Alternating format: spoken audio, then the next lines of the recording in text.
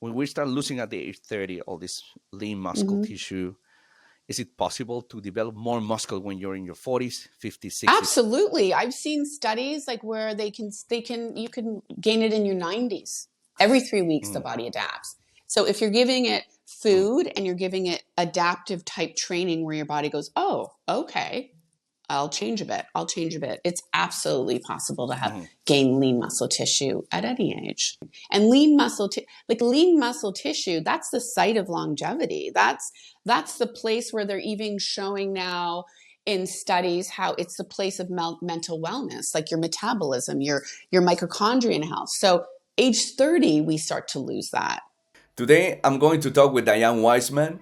She's a former Canadian national team runner, fitness coach, and longevity coach. We're going to talk about how to maintain lean muscle after our 30s and how to get into peak athletic performance condition as we age. Stay with us and enjoy this conversation.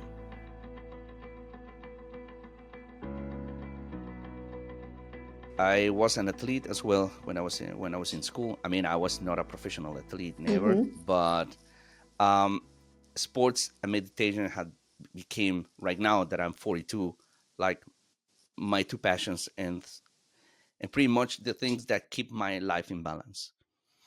So maybe you can guide us a little bit into your journey into fitness and meditation. How do you arrive to this point right now?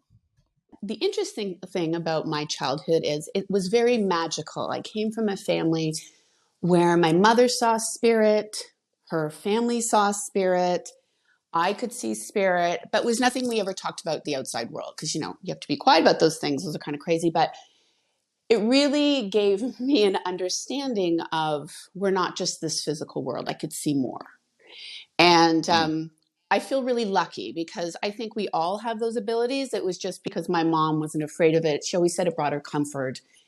And it mm, was really interesting. So through that experience, it really focused focused me in the direction of kind of understanding, well, why are we here then? Like I had a firm mm, understanding of these different things and really kind of understanding here. So mm, that sort of pushed me into meditation and that question about why we're here.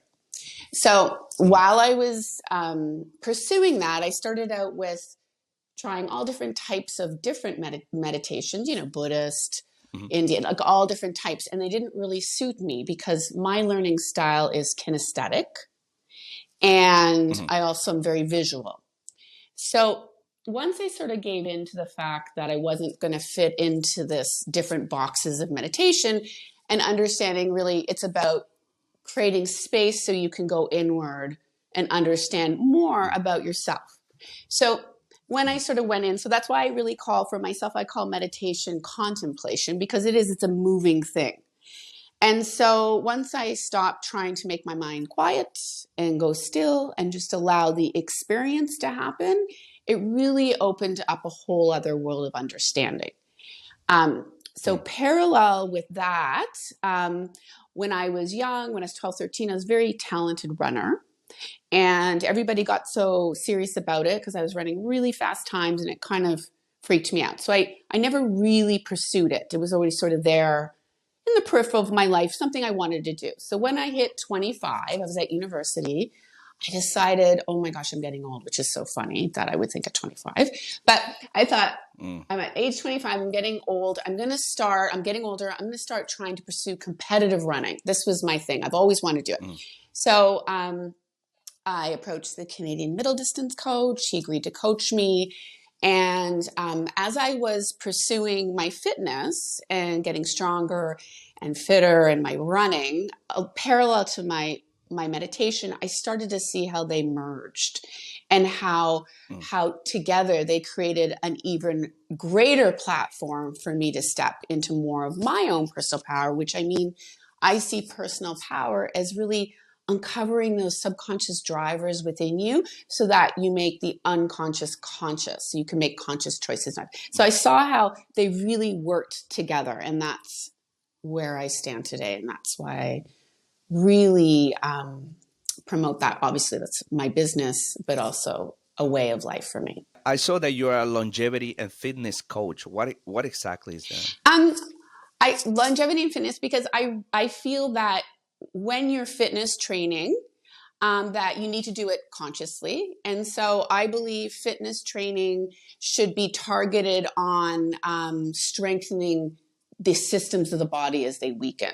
So as we get older, we always have to be tweaking. We still training, but tweaking our training so they directly target those areas and we continually get results. So like for me, when COVID hit, I had a lot of time on my hands. So I decided that I wanted to start training competitively again, obviously being a master's athlete. And so during COVID, I really used my time to really start to tweak, well, how can I get there? How can I get to the times I ran when I was 20 now? And so that's what I did. I really tweaked my training and I started to see really great results. So that is why I focus on longevity and fitness, because I really feel fitness needs to be evolving as we age, and we don't need to just think we're on this age trajectory of sitting in a chair and watching life go by. We're talking about 3 years ago that you started like pursuing again like this competitive running. Yes. And you were like 49, 50 years old. I was 51. 50. 51. 50. I just had a birthday, so 51. 50. And how can you compare your performance with 50 as when you were 25? Now applying all these techniques that you developed with longevity techniques and fitness and meditation. Well, I haven't during that time. I didn't race because obviously we're in COVID. But my times were as fast as I was running. Just about as fast as I was running in my 20s when I was a varsity athlete. It was remarkable. I wasn't expecting that, but it was that. So it was, but it's interesting as you get older, you need to leave more room for recovery. Your weight training needs to be a little bit different. It's about lateral stability or stability around the joint as opposed to those larger muscles. Your cardiovascular training, like I run probably less kilometers a week, but what I do is very targeted. You become more conscious and specific with your training, and you get results. What do you attribute that you were achieving these results? Exactly. It was your nutrition. It was definitely my nutrition. I tweaked my nutrition because I really think if you look at, because I'm a holistic fitness coach, because you cannot just be one thing. I think fitness is a whole pieces of a puzzle. But I would think nutrition's probably 60% of it. It's a larger percent than the training part. So I really tweaked my eating. I got very strict with it, and I saw fabulous results. I mean, I don't have inflammation. I have lots of energy, and I was seeing recovery from my workouts. So anything I ever do with clients, I always test on myself first. How are you approaching the body? The lean body mass, for example. We're talking about tendons and ligaments that they're degenerating at the age 30. I do things, for example, for breakfast, you always need to have a minimum of 30 grams of protein, because what that does is it triggers the mechanism in your body to produce protein. This is what we lose as we age. So 30 grams of protein for breakfast, and then your body's like, oh, okay, let's regenerate here. Let's regenerate here. I also, I keep out of my diet as much as I can. I'm not perfect. Starches, anything that breaks down to sugar in the body. So starchy foods or like sugars, obviously, it breaks down. I also work on keeping my blood sugar levels so I don't get insulin resistant. And then another technique I always make sure I eat a lot of like rainbow vegetables, meaning many different colors of vegetables. And I also make sure at night I have a minimum of 12 hours where I'm not eating, because that also kicks in the mechanism to your body to repair. So you have to become like, I really think when you're younger, your you can tolerate all this stuff. But as we age, we really need to focus on like digestion, for example, or which really affects obviously our brain, gut access, or mental wellness, but also inflammation. That's the biggest piece as well. So foods that are not inflaming, example, starchy foods. Intermittent fasting is part of your routine. Absolutely. Absolutely. And I think not too much. Like I'm someone who trains a lot. I mean, I think there has to be different, it has to meet the circumstances you're in. I run a lot, I train a lot, so I don't think I couldn't fast for a day. But I definitely I make a mindful effort to fast a minimum of 12 hours at night. Enough to kick in that mechanism for your body to repair, right? That longevity piece. How is meditation helping in the recovery during the after the training? It helps me reach deeper levels of relaxation. I think that it definitely helps with recovery. Plus, I mean, obviously, when you have a strong mind, you make better choices as well. So I think it's an all around life skill to have for sure. In one of our conversations, you were talking about the connection body mind and mind body, and I wanted to ask you, what is the difference that you see between one and another? In general population, we always talk about the mind body connection, and they talk about how you can just think your way through that. Just think positive. You'll get there. You'll get there. But the reality of it is, a very small percentage of our brain is conscious. But what really runs the show is these subconscious drivers. So um, our brains can probably process through all our senses. I believe it's something like, no, don't quote me, but it's around 44 cues per second, and it's getting in 40,000 cues. But it can only process 44. So what happens is we go about our life and we just get used to what's happening, and your brain goes, okay, this is truth. Okay, drop it down subconscious. Drop it down, because it can only manage so much consciously. So I believe that instead of going about trying to think your way through it, when you go from a body mind perspective, it's very powerful, because the body is where it all intersects. So um, your brain is just another organ in your body. And when you realize that, it opens up a whole world of possibilities. Like who you are is not your brain. Who you are sort of sits in another space and time. So when you look at it that way, you can actually train the mind. That's what meditation is, right? It's training the mind. So meditation's roots came from monks who would defend where they are through meditation. They would train the mind, so when they went into battle, they were all connected. They were training the body, the mind with the body. So I really believe when you go about your wellness and your health through a body mind perspective, it's a faster, quicker way to getting what you want. You mean to achieve the goals, the fitness goals and the mental goals that you want to I achieve? say fitness goals. I think fitness is such an incredible platform for people to empower people to achieve whatever they want. It's like this learning, this training ground, right? And so I think it's a gateway to achieving not just your fitness goals, whatever goals you want. As a former athlete, not a professional, I want to highlight that. But I've been training my whole life.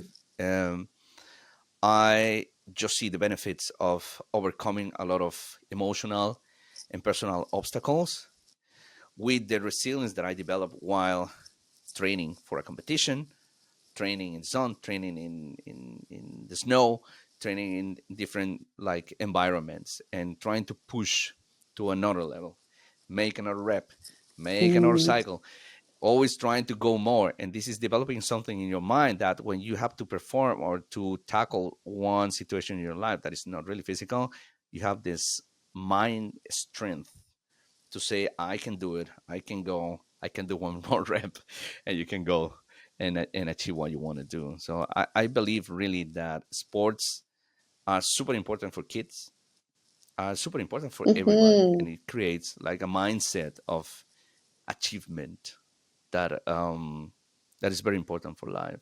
I agree with you. I like that's why I think I came like when the COVID hit and I had more time to get back into training competitively. The best part of training is when you're out there and you're like, "Oh, I don't know if I can go there. I can't do this." And you're like, just a little more, and you do it. There's nothing better than that. It's just between you. It's so great in your body. How are you adapting nutrition and training on a longevity perspective? With me, fitness training from a longevity perspective, it's working on the stability muscles in the body, not the large muscle groups. Because really, anyways, even when I found as an athlete, what trips you up is the smaller muscle groups anyways. But it's working on stability around the joint. And so strength training, you're strength training in a way that's also training the nervous system and keeping the brain moving and thinking. So you're always doing balance stuff, cross body stuff, lateral type training. So it's very specific training, different than when you were 20.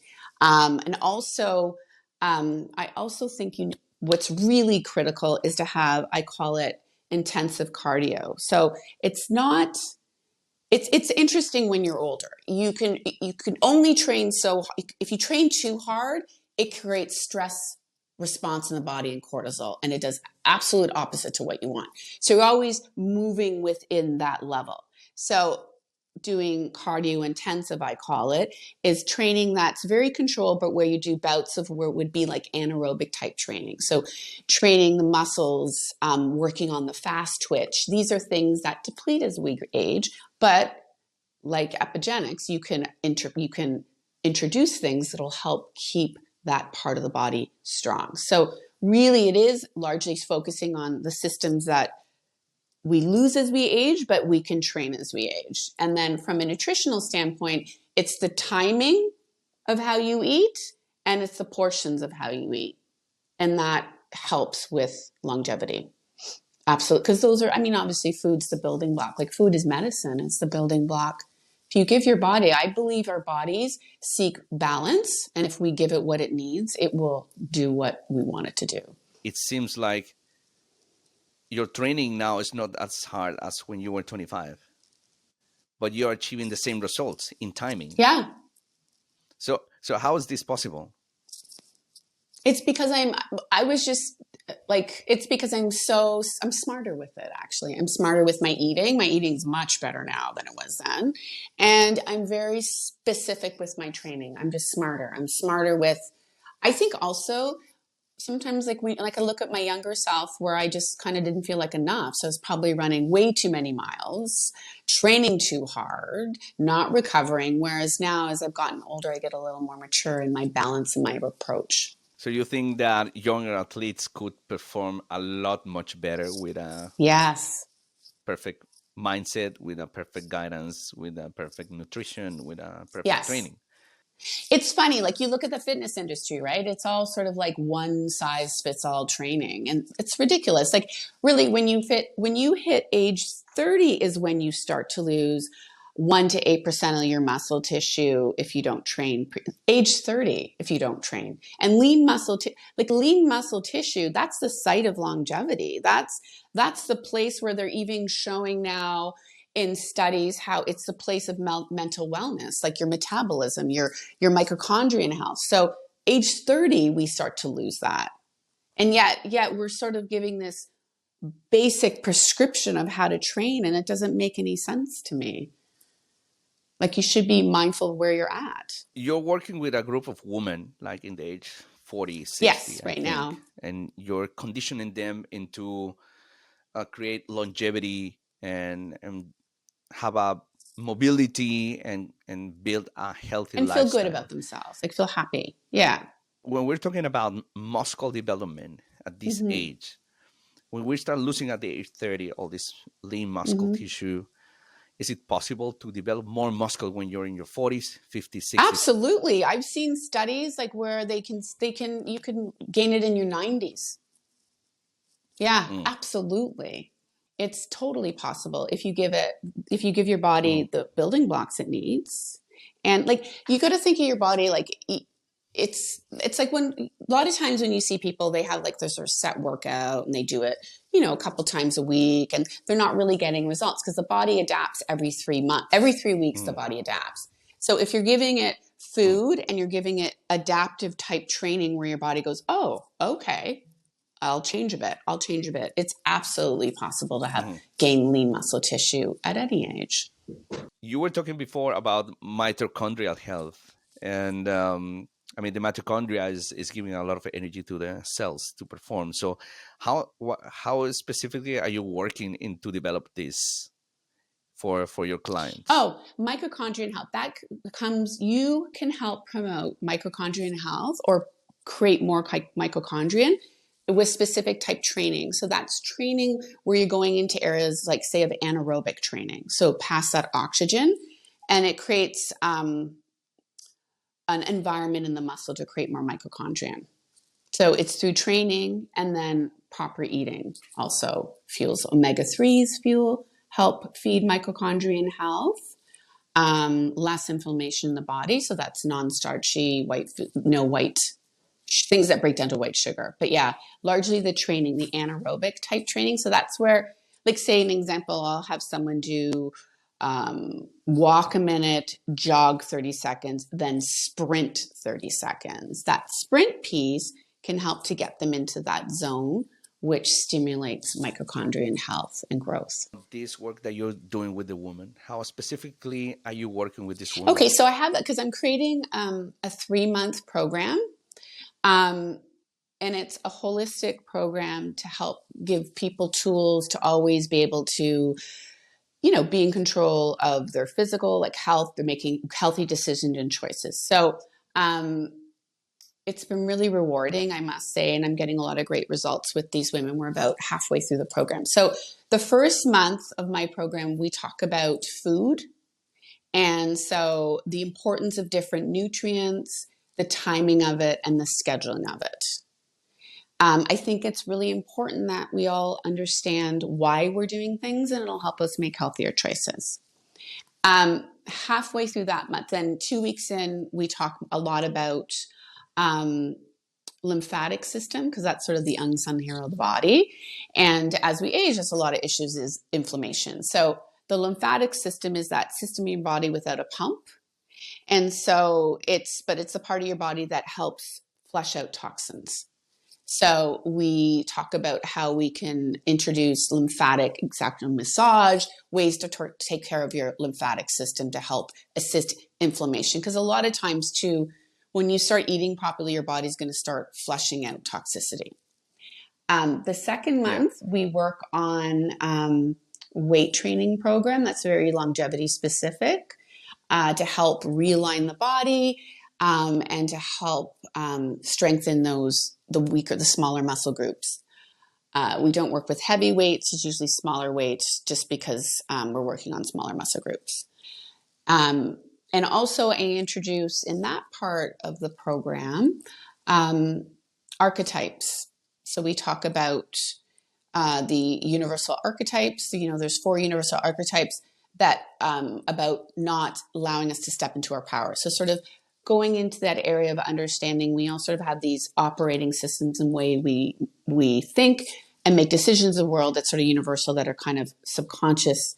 When you start to see them more conscious in your life, sometimes it'll help you to choose differently. And then the last month, we work on targeted cardiovascular training, because we've sort of built this platform, and that's where I start to introduce different types of cardio that is enough that we seek results, but not too much that it pushes them into a stress response or a cortisol response in the body, which just is counterproductive.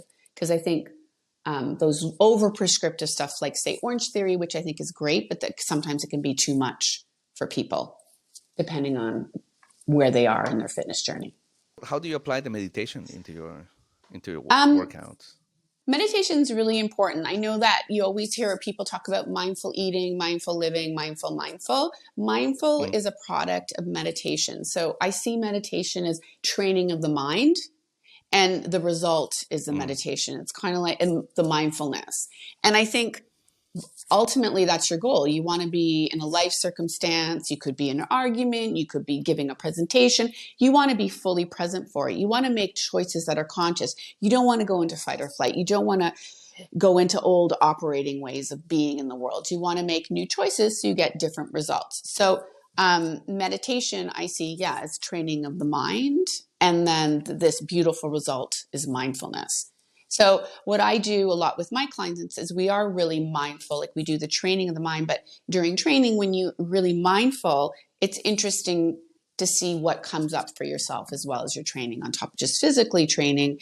Because I really believe the physical body is a reservoir for the subconscious mind. So when when you see your brain as just another organ in your body, you realize like that subconscious mind has to put those emotions and memories anywhere. And actually it's so powerful when you see someone, like when I'm training with a client and they have a movement pattern, they can't connect into a muscle, and they finally connect in. That connection goes to the part of the brain where your subconscious mind holds memories and emotions.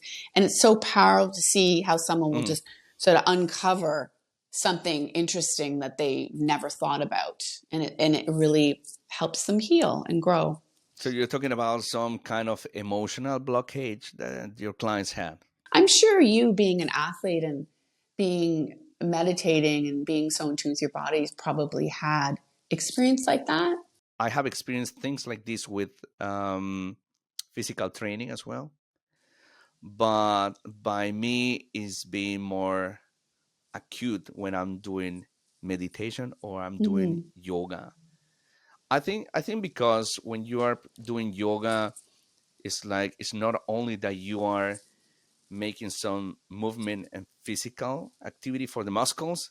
I think you're also stretching, and at the same time you're very Mm-hmm. conscious of your breathing. So all these characteristics are releasing or are tapping into something on a cellular level, emotional level, that helps you to release instead of going into the traditional fitness training that is pretty much is like hard breathing, hard muscles, and perform and try to Mm-hmm.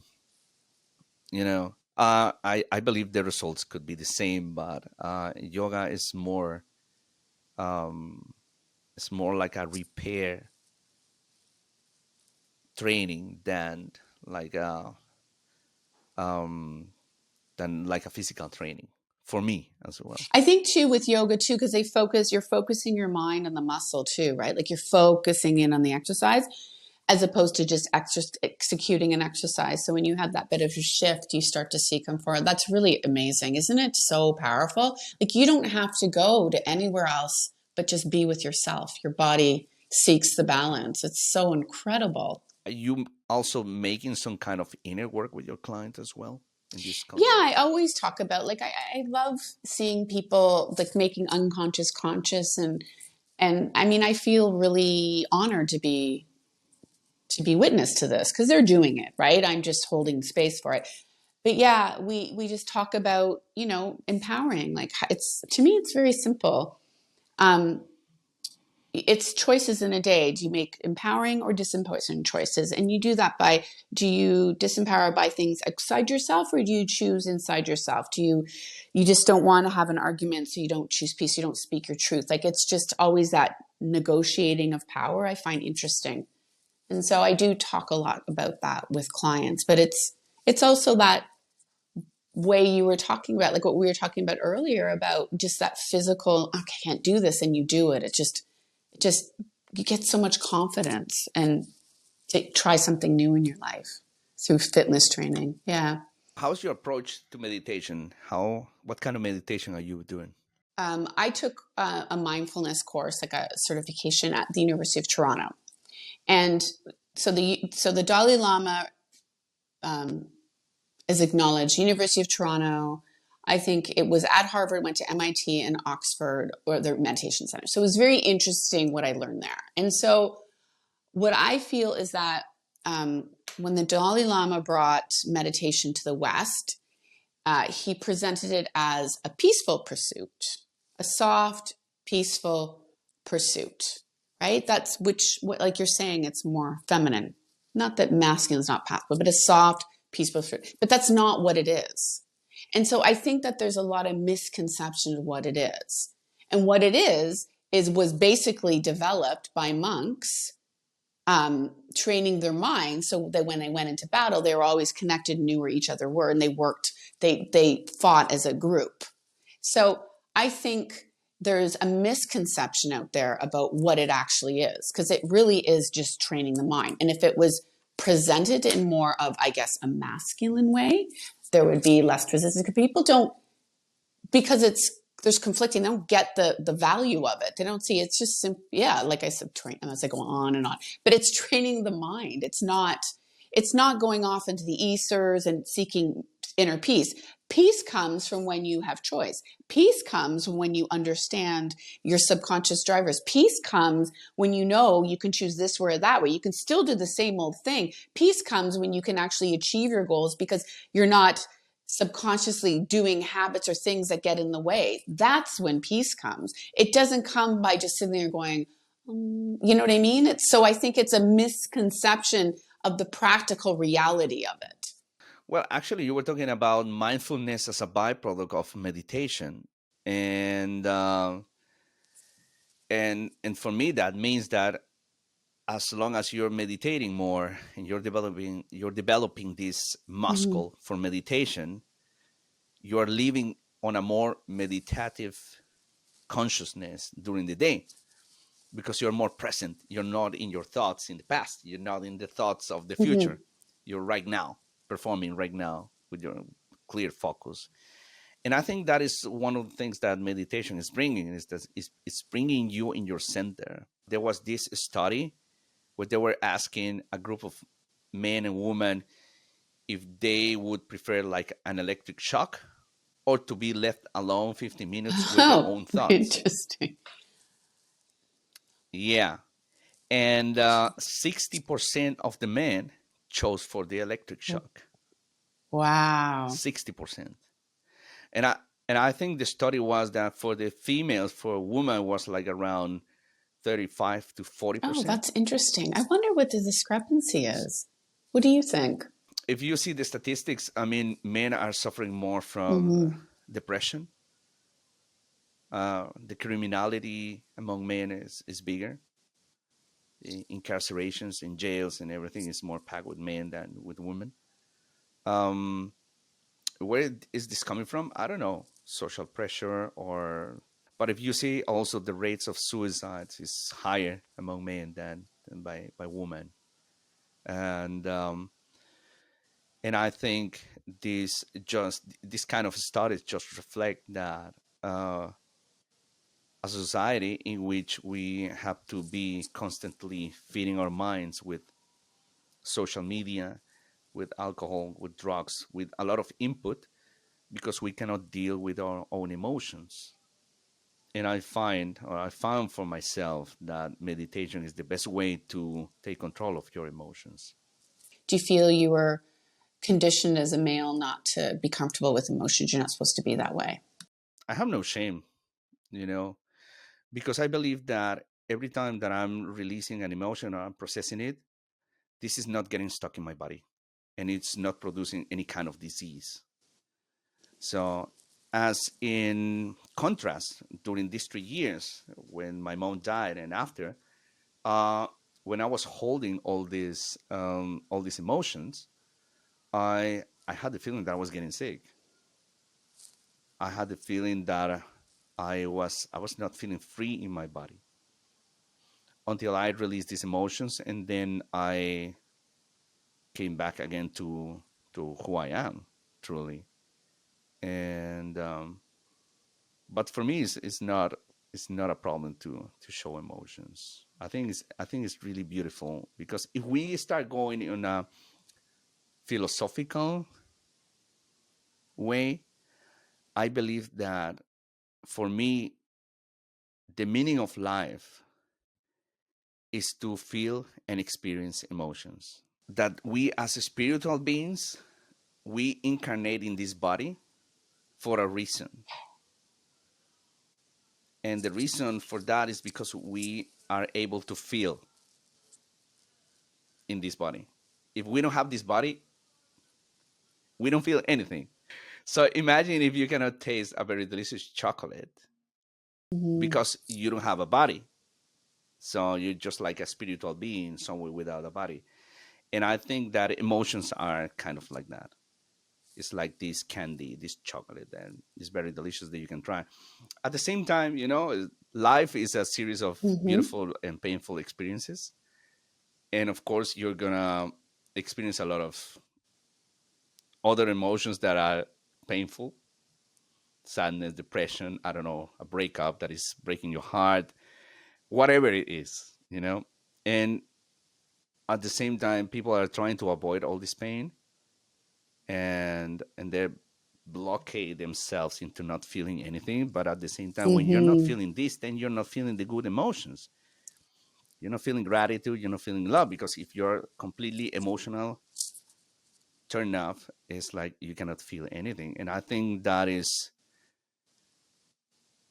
for me that would be missing out the whole point of being a human. I beautifully said. I grew up in a house where you can't experience the bad emotions. And it took me as an adult a long time to get comfortable with those sadness and that. But there's beauty in that. So, as deep as you can go in your sadness means as deep as you can go in your love and your happiness. So, yeah, I totally agree. Did you see how there's studies, though, recently, how it's really the heart center, your heart that runs the show and not your brain? Yeah, exactly. Because I believe that at the end, and this is one of my personal goals, is like that I want to live until I'm 100, 120. I don't care Mm-hmm. how long, but I want to live well. I want to be able to move, to walk, to dance until the last day of my life. And this is the reason why I take care of my body with nutrition, with meditation, with yoga, and all these technologies that enables the body to stay fit and healthy. Live disease free, right? When like I'd like to when I die, I want it because my body wore out. It's done. I don't want to die with a disease. When I was 20, I remember that I was very concerned of how I was going to look when I was going to be 40. I thought I was going to be obese and fat and no hair. Because that was the picture that I had when I was a child, like people in their 50s, they were Yeah. already grandparents and they were old. And everything has changed already. And I think that is pretty much a mindset. So I'm very curious of how people are approaching aging right now.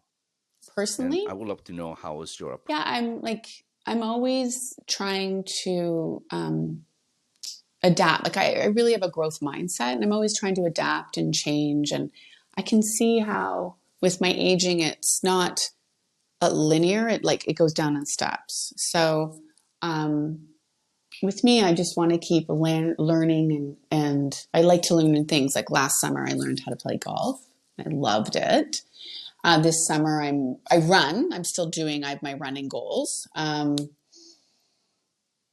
Yeah, just keep going. I want to keep moving. It's my pleasure. I love doing physical fitness stuff. I love learning new mm, things. I'm doing tennis this summer. mm, Um, and I just want to keep growing. I don't want to just give up. I want to keep ahead of everything, ahead of my body adapting and changing and mm, growing. And yeah, spend more time with my daughter. She's going to go off to university in a year. So definitely. And mm, yeah, and I love creating the program I'm doing. I love helping people empowering them to step into their own healthy choices and being able to keep up with their own adapting and mm. enjoying life. I really appreciate your time and thank you for all your wisdom and the work you're doing. And Definitely. My pleasure. we're gonna stay in touch. My pleasure. Yeah, Take care. yeah.